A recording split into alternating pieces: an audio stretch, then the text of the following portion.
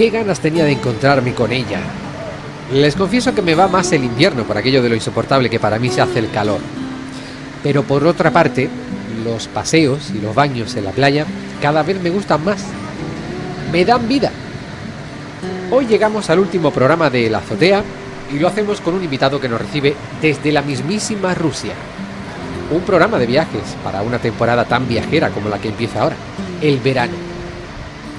Jesús Carrillo, guía turístico de Cádiz, nos habla del viaje que ha protagonizado en las redes sociales y que ha llegado a ser titular de algunos medios de comunicación por la presencia que siempre tiene nuestra ciudad en sus posts. Así que, allá voy, Jesús. Bienvenido.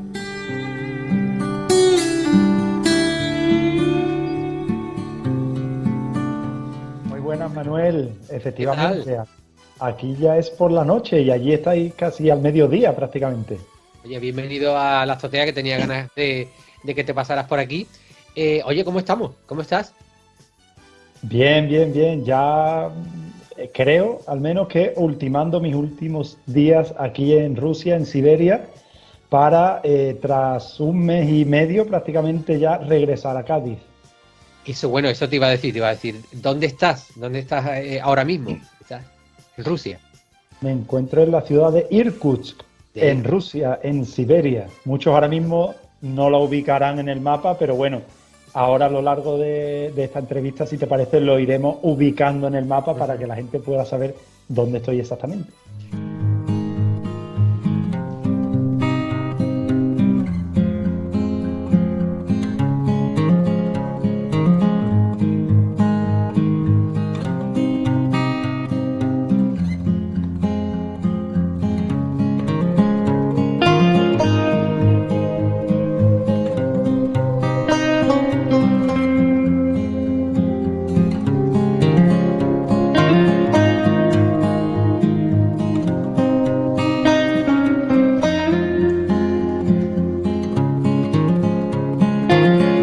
¿Eso es verdad, eso de que cuando uno está afuera valora más la ciudad donde vive? Muy importante eso, pero también depende de dónde esté. En este caso Claro. estoy en un lugar completamente diferente a Cádiz, Ujú. eh, pero muy, muy distinto en todos los aspectos que te puedas imaginar. Entonces, tengo que decir, tengo que confesar, como inicio de esta entrevista, que una de las cosas que más estoy echando de menos es, bueno, la alegría de Cádiz, la tranquilidad de Cádiz y el océano, muchísimo. Aquí hay mucha agua en el lago Baikal, Ajá. pero no hay ese océano de Cádiz. Oye, ¿y la luz? También es diferente, supongo. Eso que hablan tanto de la luz de Cádiz, ¿no? Que nosotros no somos conscientes, quizás porque, bueno, vivimos aquí y la vemos normal. Ahora yo estoy en primavera, que me está cogiendo un tiempo bastante bueno. Tengo que decir que el mismo día que llegué, a esto estaba todo nevado, pero poquito a poco que han ido transcurriendo los días, la nieve se ha ido, ha llegado el sol y la verdad que está haciendo bastante luz, no la luz de Andalucía, pero sí que está haciendo bastante luz y bastante calorcito. Bueno, por si alguien no lo conoce, Jesús es guía eh, turístico de Cádiz. ¿Todos los guías son tan inquietos como Jesús Carrillo? Bueno, yo no lo sé, hay muchos que sí, porque la verdad que esta profesión nos conecta con muchas personas de todo el mundo. Yo Ujú. muchas veces no necesito salir de Cádiz para estar viajando, porque en este caso pues voy conociendo a personas de otros lugares del mundo, de otros lados, pero sí que es verdad que conmigo va, con mi forma de ser, va eso de querer viajar y conocer otras culturas y sobre todo moverme mucho, ¿no? Ya bueno, esta pregunta es que es muy amplia, pero podría decir que ya incluso en las propias visitas guiadas Ajá. trato de hacer visitas de un montón de estilos para un montón de gustos y luego cuando viajo, pues también trato de ver todos esos lugares conectados con la historia y con la cultura del lugar. Y yo ahora he escuchado yo hace poco que viajar está sobrevalorado. ¿A ti qué te parece? A mí me parece una tontería, vamos. Depende de cómo viajes. Mira, esto es una reflexión muy interesante y es que muchas veces la gente va a grandes capitales, ¿no? o va, por ejemplo, los viajes clásicos de los europeos, ¿no? Que a lo mejor van a Francia, a París, ¿no? O van a Roma, o van a Nueva York, o mira, o incluso donde yo estoy ahora mismo, ¿no? O van a Moscú. Pero realmente, al final, cuando vas a las grandes capitales, es verdad que, por supuesto, tienen contrastes. Pero cuando realmente viajas y cuando realmente conoces esas culturas, es cuando vas a otros lugares que no son las grandes capitales. Y eso yo creo que es una cosa muy enriquecedora, muy importante, que te libra de muchos prejuicios, de muchos males que tenemos en la sociedad, por lo cual yo creo que viajar para el que puede, eh, y quiero decir permitírselo, pero no me refiero económicamente, sino Ujú. que físicamente Claro. y tenga tiempo para hacerlo, es yo creo que es lo más interesante que hay en el mundo.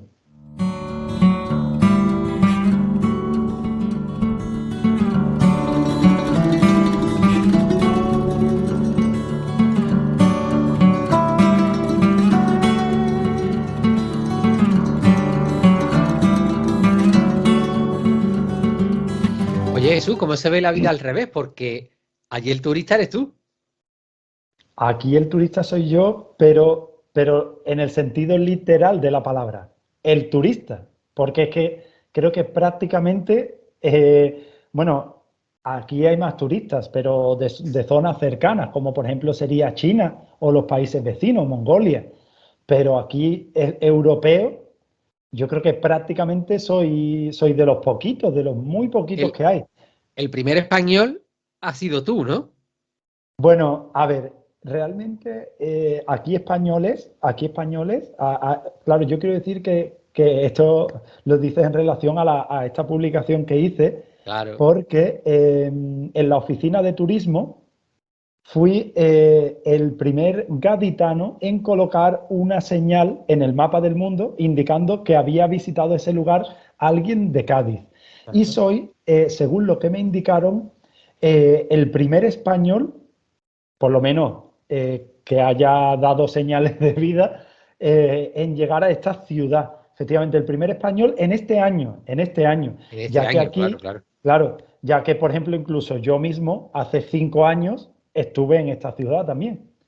Y bueno, hay otros españoles que han pasado, pero no muchos. Tengo que decirte, Manuel, que este es un lugar turístico, pero sobre todo antes de la pandemia era un Ujú. lugar donde venía aquí a Irkutsk, en concreto por el lago Baikal, venía muchísima gente, o mucha gente, de países latinoamericanos y también turismo nacional. Pero no es un lugar turístico como nos podemos imaginar en Europa, es algo completamente diferente. Oye, Jesús, ¿cuántas veces te han dicho antes de irte, mira que irte a Rusia ahora? Han Ah, dicho varias bueno, veces. ¿Eh? claro, la gente se sorprende muchísimo. Ya se sorprendía antes de la pandemia y antes de este conflicto bélico. Claro. Imagínate ahora, ¿no? Incluso yo, bueno, cruzar la frontera de madrugada en un autobús, el Mm. único extranjero, creo, que iba en ese autobús de madrugada, estando, ¿no? Como está la situación, pues sí, la gente se ha sorprendido mucho y yo me sigo sorprendiendo a día de hoy. Porque claro, para que la gente lo sepa, desde el momento en que sales de Cádiz hasta que llegas allí, ¿cuál es el proceso? ¿Cuáles son los trayectos? Mira, yo tuve que irme desde Cádiz hasta Sevilla y desde Sevilla hasta Málaga. Todo esto porque no tengo coche particular. En Málaga cogimos un vuelo que duraba aproximadamente unas 4 o 5 horas, hasta llegar a Helsinki. En Helsinki aproveché un poco para conocer la ciudad, que me Claro. encantó.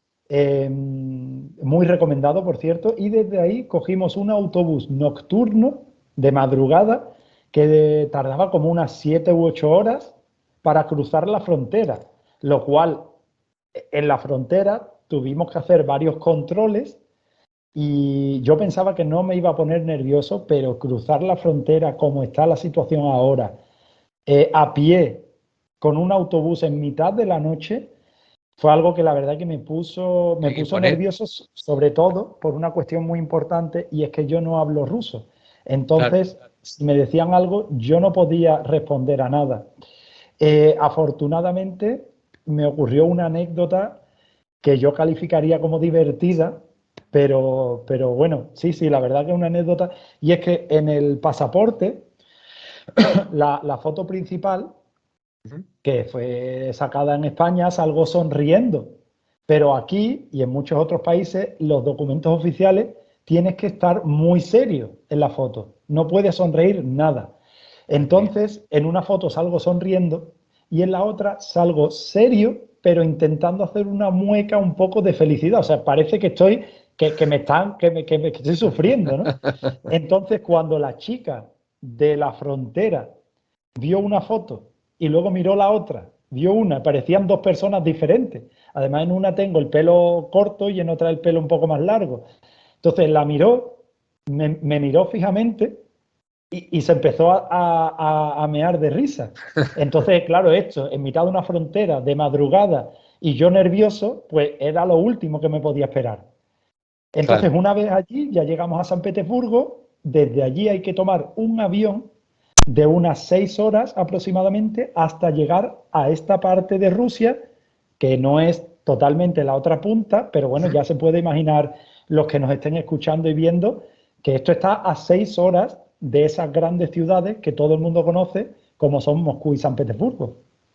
O sea, desde que tú sales de Cádiz hasta que llegas allí, ¿cuántos Cinco días? días, 5 días. 5 días más o menos, más o menos. Oye, Jesús, ¿tuviste la oportunidad de estar presente en el Día de la Victoria, donde se celebra el fin de la Segunda Guerra Mundial? ¿Cómo fue? ¿Cómo lo viviste? El 9 de mayo, efectivamente, 9 se de mayo. celebra el Día de la Victoria, que es, junto con el día de fin de año, Ujú. son los 2 días más importantes en todo este país. La verdad es que normalmente este día se celebra de una manera un poco diferente. Ahora se han suprimido algunos actos que se suelen llevar a cabo, Ujú. como una serie de procesiones, por así decirlo, en la que los rusos llevan fotografías de sus antepasados que han fallecido en la guerra. Eso, por ejemplo, se ha eliminado. O luego hay partes del discurso que se han acortado y, en definitiva, es un poco más pequeño. Para que la gente un poco se sitúe, el Ajá. 9 de mayo es el día que se conmemora, que se celebra la firma, ¿no? O el fin de la Segunda Guerra Mundial, en la que el bando, digamos, comunista vence, perdón, a la Alemania nazi.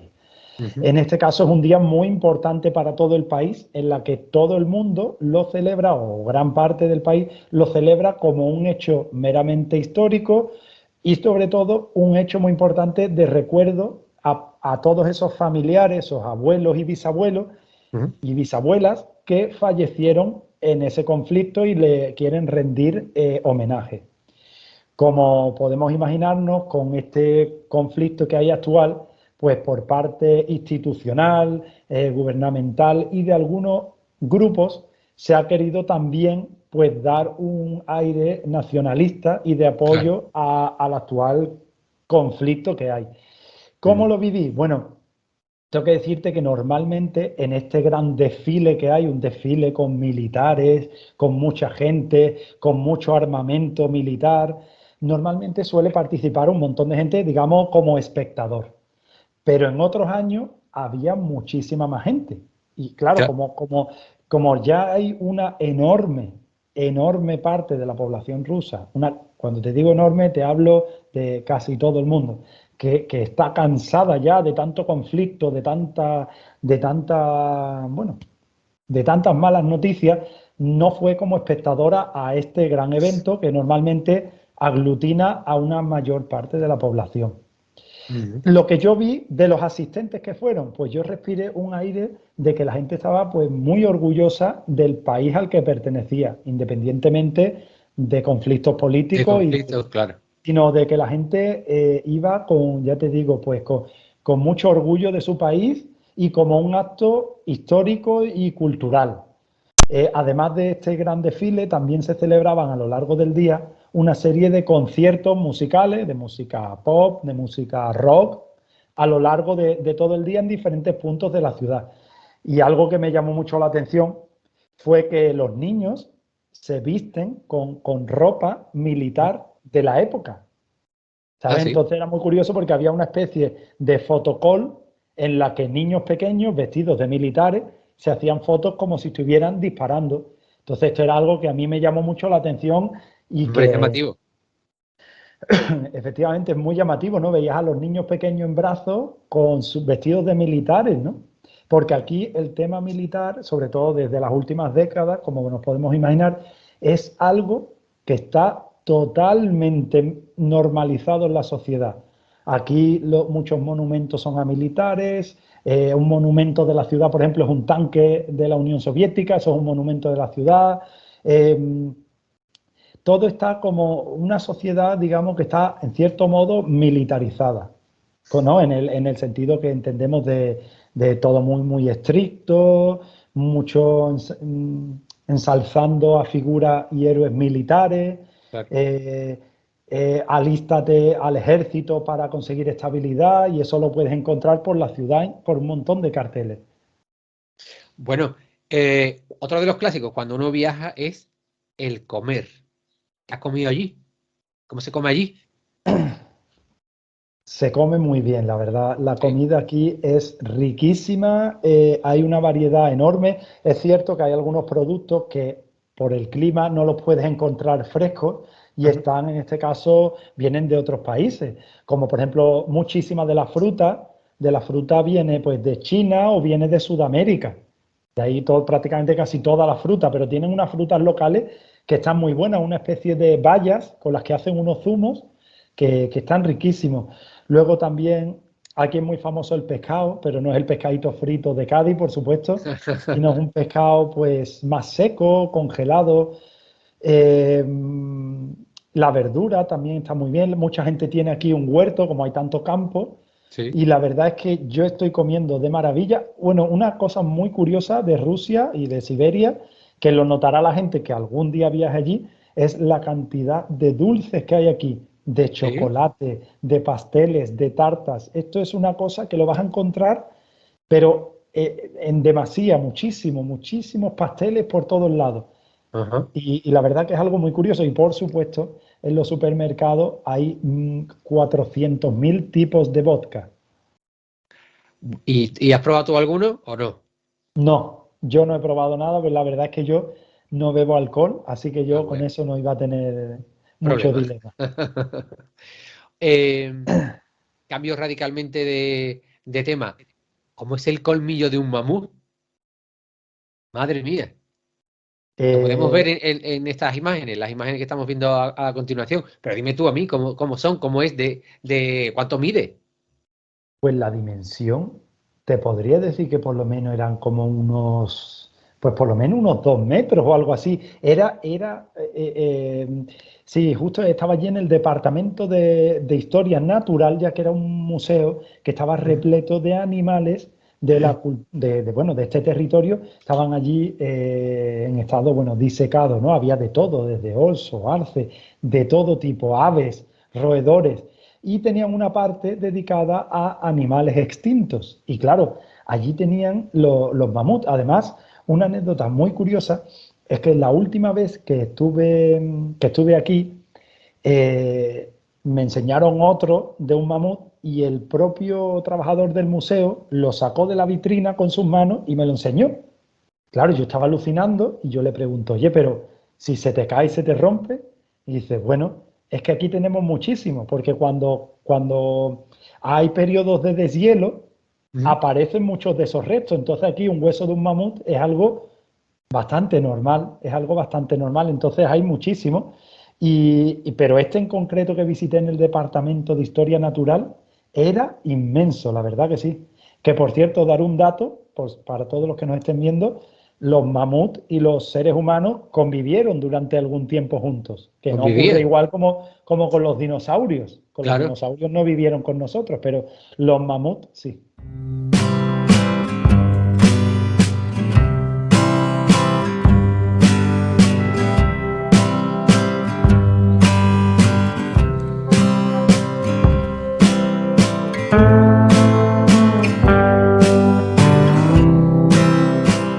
Bueno, Jesús, después de estar en un país como en el que estás, ¿cuál es tu sensación? ¿Con qué sensación te vas? Bueno, ¿Te pues, ha cambiado la opinión? hombre, yo cuando estuve hace 5 años no había ni pandemia ni conflicto bélico. Claro, Es un país muy duro para vivir. Yo entiendo que puede haber mucha gente que haya, como te digo, haya estado en las grandes capitales, haya estado unos días y le parezca un país maravilloso, que por supuesto que lo es. te lo digo. Pero si estás más tiempo y sales de esas dos zonas, descubres la verdadera cara, ¿no?, de este país. Es un país que ofrece una historia impresionante, una gastronomía maravillosa. Bueno, la naturaleza de Rusia no tiene palabra, es el país más grande del mundo. Pero mi sensación, bueno, eso por un lado. Y por otro lado, pues digamos, lo lejos, ¿no?, que se encuentra, hablo por la sensación de la gente, ¿no?, de cuando ves a la gente, su estado anímico, las condiciones de trabajo, la sanidad, cómo funciona aquí la sanidad. Entonces, y esto que digo no es ninguna sorpresa, pero uno que conozca Siberia, que haya estado un tiempo y que lo conozca realmente, se dará cuenta, digamos, lo lejos que está este lugar de catalogarse, como diríamos nosotros, como primer mundo, ¿no? Esto evidentemente está lejos de lo que nosotros conocemos en Europa generalmente, que por supuesto en Europa también hay sitios en malas condiciones. Y Te baja luego, la tierra pues, esto, ¿no, Jesús? ¿cómo? Te baja la tierra esto, ¿no? Cuando uno Claro, pisa... esto también te hace valorar muchísimas cosas. Por ejemplo, estamos en Cádiz, ¿no? Y a lo mejor, esto lo hablaba yo contigo, ¿no? Vemos que en Cádiz hay una escalera y tiene un escalón roto. Y decimos, hay Claro. que ver que Cádiz está fatal. Y luego llegas aquí y encuentras edificios, muchos rotos, carreteras rotas. Sí. Eh, bueno, cosas así. Es una forma que por lo menos a mí me da, que ya lo valoraba de por sí, pero ahora lo valoro muchísimo más, eh, pues Cádiz, ¿no? Porque al final en Cádiz, y sé que muchos de los que nos estarán viendo y escuchando son de Cádiz, puede ser que a lo mejor no hayan viajado mucho algunos, otros sí, por supuesto, pero lo que tenemos que tener claro es que Cádiz es una burbuja. En Cádiz vivimos en una burbuja que puede ser buena o mala, pero es una burbuja de alegría, de tranquilidad, de paz, de limpieza, porque Cádiz, aunque en verdad que muchos dicen, Cádiz está sucio, yo les animo a visitar lugares del mundo que realmente están en malas condiciones. Entonces te hace valorar muchísimo más ciudades como Cádiz, ¿no?, que es la nuestra. Claro. Eh, Oye, háblame del lago Baikal, que no se le ocurre otra cosa a Jesús Carrillo que sacar ahí el pendón de Cádiz y ponerlo. Y bueno, y sale en prensa y sale en todos sitios. Oye, precioso aquello, ¿no? Mira, la última vez que estuve, cuando llegué allí, el lago todavía no se había congelado, estaba el agua líquida. Ajá. De hecho, hice un paseíto en barco por el lago Baikal, lo cual fue maravilloso, pero un frío terrible al encontrarme en Claro. otoño ya llegando al invierno. Pero en esta ocasión, sorprendentemente, cuando llegué estaba totalmente congelado, prácticamente en su totalidad. Y es que lo normal es que por estas fechas del año el lago Baikal ya esté descongelado. Pero estamos viendo cómo el planeta va cambiando y no solo en algunos sitios hace más calor de la cuenta, sino que en otros hace más frío de Más lo que frío de la debería. cuenta. Entonces este lago Baikal, que sí que le sonará a mucha gente, se encuentra efectivamente en Siberia, muy cerquita de la ciudad donde estoy, y es el lago de agua dulce más profundo del mundo. Creo que lo comenté que eran 1.600 metros, era la parte más profunda. Digo que esto, como se suele decir aquí en Cádiz, eso es agua tapada. Eso es agua tapada, totalmente, ahí no llega a pie, ¿eh? No, que va, que Así va. que, pues nada, el 20% del agua dulce del mundo está allí. O sea que es un lago que tiene una forma alargada Ujú. y bueno, es un sitio impresionante y bueno, donde hay especies autóctonas como por ejemplo Nerpa, que es una especie de foca de color negra o blanca, es preciosa. y solo existe allí en el mundo. O el pez ómul que se ve en los mercadillos, se ve así abierto a la mitad, lo secan, y el lago Baikal es una de esas maravillas naturales del mundo.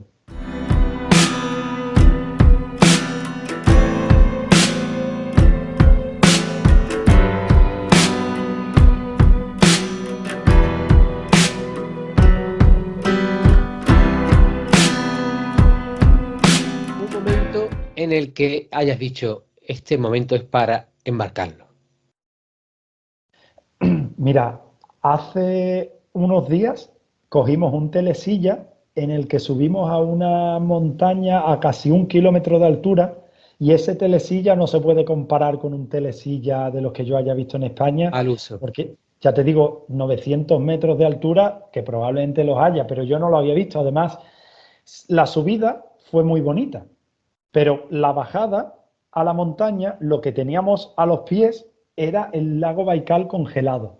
Entonces, las vistas que teníamos desde ese telesilla, colgando a una altura considerable y viendo todo totalmente blanco, que si uno ve una foto piensa que es el cielo, pero no, no, era el lago Baikal. Eso de ahí, yo pensé, si el telesilla se estropea y me tengo que quedar aquí un rato más, no tendría No hay problema. problema. No hay problema. A pesar de que daba sensación, porque bueno, claro, había nieve, era un bosque, teníamos debajo de los pies un bosque, además un telesilla no es un teleférico. Estaba totalmente y daba sensación, pero la vista era una de las vistas más impresionantes que yo he podido disfrutar en mi vida. Qué bonito, qué bueno. ¿Y un momento en el que se te haya encogido el corazón? Eh, Pues mira, si apartamos el tema de cómo son las infraestructuras sanitarias aquí, que es un caso aparte y es algo bastante triste y preocupante, momentos que a mí me han roto el corazón, podríamos decir, y es que en la ciudad de Cádiz es la ciudad de los perros. Alguno pensará, ¿qué me estás contando? Y es que en la ciudad de Cádiz hay un montón de perros, De perro, sí, todos, sí. como la mayoría, muy bien cuidados, eh, bueno, en un hogar con cariño, con comida, pero aquí hay muchísimos perros callejeros, Sí. muchísimos perros callejeros. Y claro, un perro callejero en una ciudad como Cádiz, pues bueno, un buen clima, tal. Pero aquí un perro callejero con el Claro. clima extremo que hay aquí, con la suciedad, con los peligros, ¿no?, que conlleva al final estar en Siberia, porque bueno, pues en fin.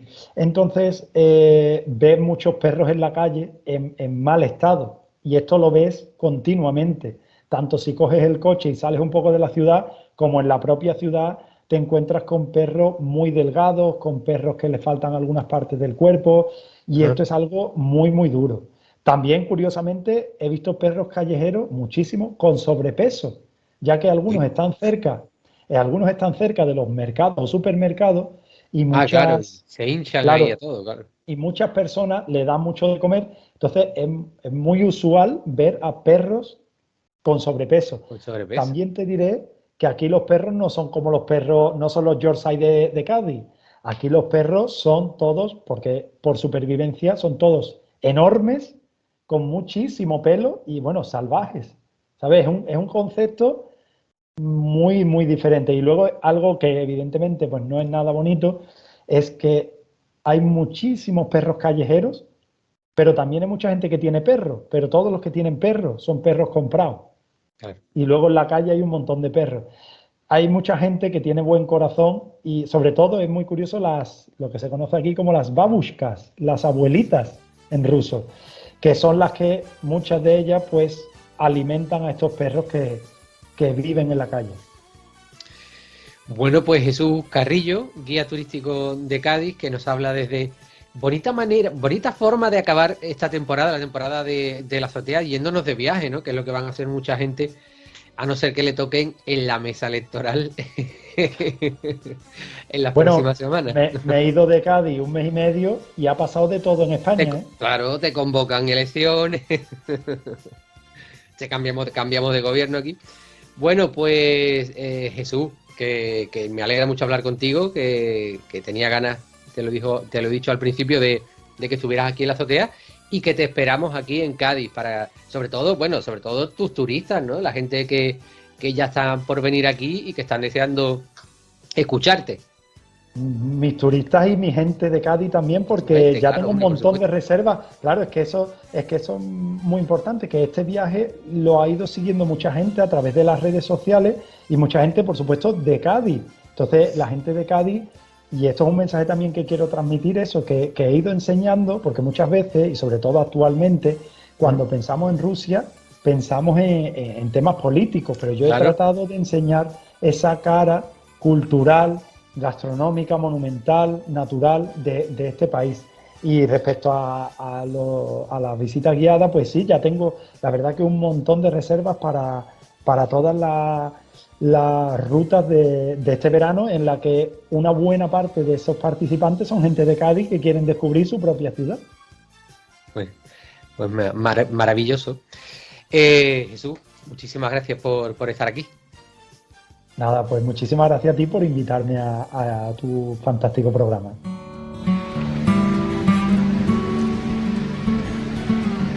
Pues hasta aquí hemos llegado. Hoy ponemos punto y final a esta temporada de La Azotea sin tener planeado un futuro seguro.